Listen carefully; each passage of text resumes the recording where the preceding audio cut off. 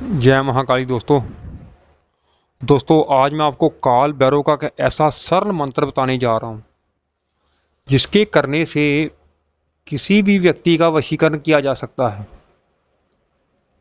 इस मंत्र को सिर्फ 7 बार पढ़ना है और पीपल के पत्ते के ऊपर इसका प्रयोग करना है। आपने एक पीपल का पत्ता चाहिए आपको, रविवार के दिन इसका प्रयोग करना है आपने।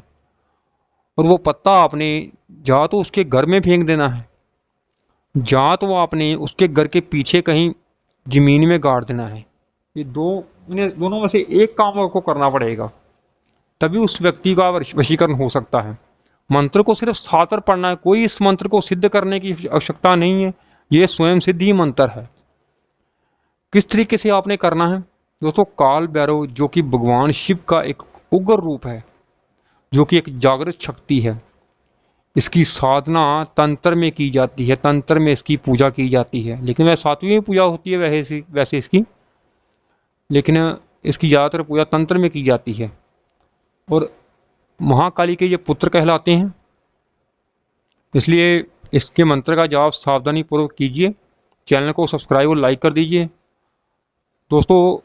यानी कि वशीकरण करना इतना आसान नहीं होता किसी का, फिर भी मैं आपको सरल टोटका दे रहा हूँ। टोटका ही है, एक मंत्र 7 बार पढ़ना है इसका, और 7 बार पढ़ने से ही आपका वशीकरण हो जाएगा किसी के ऊपर भी। लेकिन गलत मंशा से कोई ना करे। काल भैरव उग्र देवता है, शमशान के देवता हैं ये। आपने क्या करना, रविवार के दिन एक पीपल का पत्ता तोड़ लेना है, और पीपल के पत्ते पर आपने इस मंत्र का प्रयोग करना है। आपने चाहे आप कहीं भी करें, घर पर करें, वहाँ करें जहाँ आप पीपल के पेड़ के नीचे जाएंगे। शाम के टाइम पीपल का पत्ता नहीं तोड़ना आपने, दिन के टाइम ही तोड़ना है। और मंत्र आपने शाम के टाइम पढ़ना है। इस मंत्र को आपने पढ़ना है और उसी दिन आपने इस पत्ते का प्रयोग करना है, उसके घर में फेंक देना है आपने।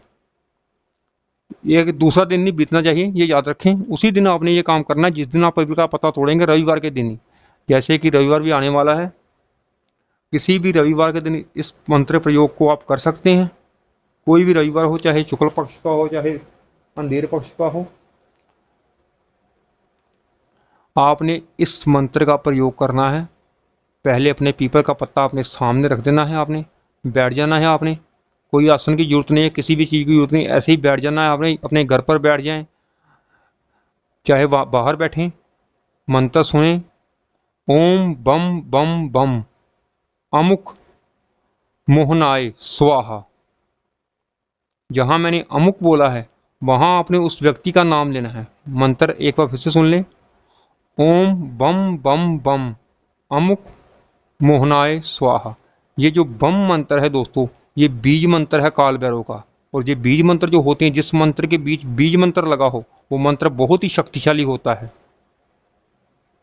जैसे महाकाली का बीज मंत्र है क्रिंग, ऐसे ही ये काल भैरव का बीज मंत्र है बम।